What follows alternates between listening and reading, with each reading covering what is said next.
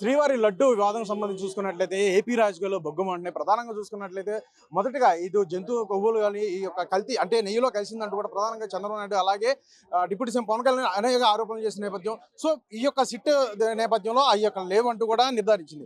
So కల్తీ జరిగిందంటూ కూడా ప్రధానంగా టీడీపీ వారు మాట్లాడుతున్నారు.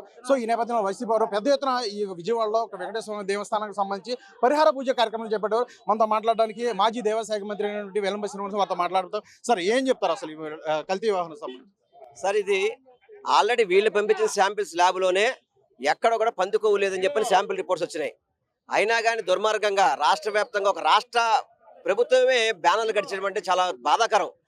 నిజంగా కనుక అపచారం జరుగుంటే ఇది చంద్రబాబు టైంలో జరుగుతుంది. ఎందుకంటే అతను ముఖ్యమంత్రిగా ఉన్నప్పుడే ఆయిల్ రావడం కానివ్వండి, అదేవిధంగా శాంపిల్స్ని ఎప్పుడు తీశారు, చంద్రబాబు ముఖ్యమంత్రి అయిన కొద్ది నెలల తర్వాత ఆయిల్ శాంపిల్స్ చేయడం కానీ ఇవన్నీ జరిగినాయి.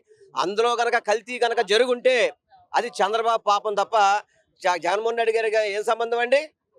బుద్ధి జ్ఞానం లేకుండా జగన్మోహన్ రెడ్డి గారిని రాజకీయంగా ఎదుర్కోలేక ఈ తిరుపతి వెంకటేశ్వర స్వామి వంక చెప్పుకొని జగన్మోహన్ రెడ్డి గారిని కించపరచాలని ప్రయత్నం చేస్తున్నారు. అది చాలా తప్పు. నీకు ఏదైనా రాజకీయం ఉంటే జగన్మోహన్ రెడ్డి గారితో రాజకీయంగా ఎదుర్కో, అంతే తప్ప హిందువుల మనోభావాలు దెబ్బతీసే విధంగా, వెంకటేశ్వర స్వామి వారి యొక్క ఖ్యాతి తగ్గించే విధంగా, లడ్డు యొక్క పవిత్రం తగ్గించే విధంగా చేయడం చాలా బాధాకరం.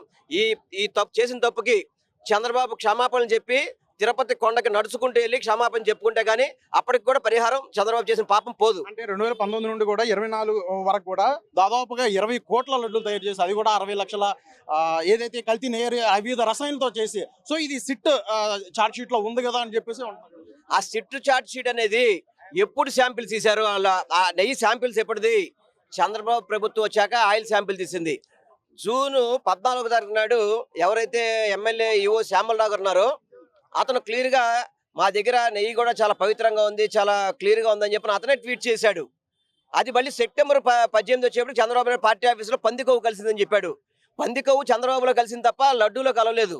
గుర్తుపెట్టుకోవాలి. ఎందుకంటే చంద్రబాబు నాయుడు మీద అంత కోపం వస్తుంది, దేవుడి మీద అంత అపవాదులు వేస్తూ వెంకటేశ్వర గారి యొక్క ఖ్యాతిని తగ్గించే విధంగా ఉన్నాడు. కాబట్టి చంద్రబాబు ఇప్పటికైనా ఒక ముఖ్యమంత్రి స్థానంలో ఉన్న వ్యక్తి ఇటువంటి తప్పుడు ఆరోపణలు చేయకుండా జరిగిన తప్పుకి లెంపలేసుకొని కొండ మీద నడుచుకుంటూ వెళ్ళి స్వామివారి మీద మోకాళ్ళ మీద నుంచొని తప్పు అయిపోయిందని చెప్తే తప్ప అతనికి పాపం పరిహారం కాదని మాత్రం తెలియదు. నాయుడు కూడా ఈ సిట్ లో కూడా చాలా అవకతవకలు ఉన్నాయి, లోపాలు ఉన్నాయి. అలాగే వైసీపీ వారు చేసిన, ప్రభుత్వాలు చేసిన అనేక ఘోరాల్లో ఇది కూడా ఒక ప్రధానమైన ఘోరం అన్నారు.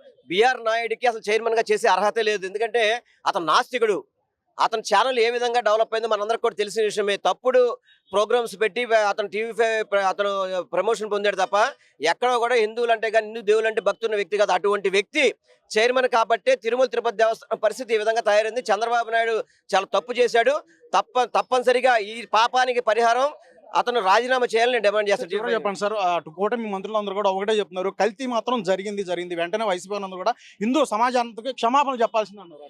పందికొవ్వు కలిసిందని చెప్పిన దిక్కుమాల నోటితో చంద్రబాబు చెప్పాడు కదా, అందులో పందికొవ్వు కలవలేదని చెప్పిన ల్యాబ్ ఇస్తే వీళ్ళు ఎవరు చెప్పడానికి? ఈ తప్పుకు పరిహారం కూటమి ప్రభుత్వం చెల్లించుకోక తప్పదని మాత్రం మీరు తెలియపరచుకుంటారు. రైట్. మాజీ దేవాదాయ శాఖ మంత్రి అయినటువంటి వెల్లంపల్లి శ్రీనివాస్ ఒకటే చెప్పుకొస్తున్నారు.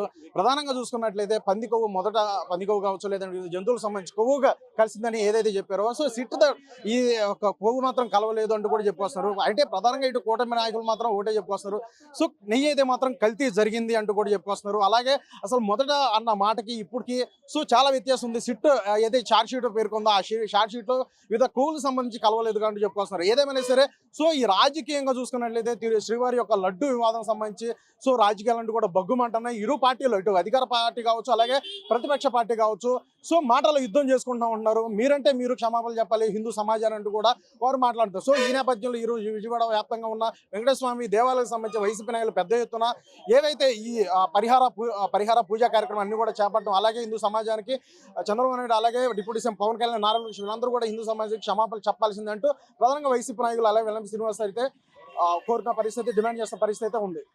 కెమెరా పర్సన్ ఫణితో ప్రవీణ్, తెలుగు 360 విజయవాడ.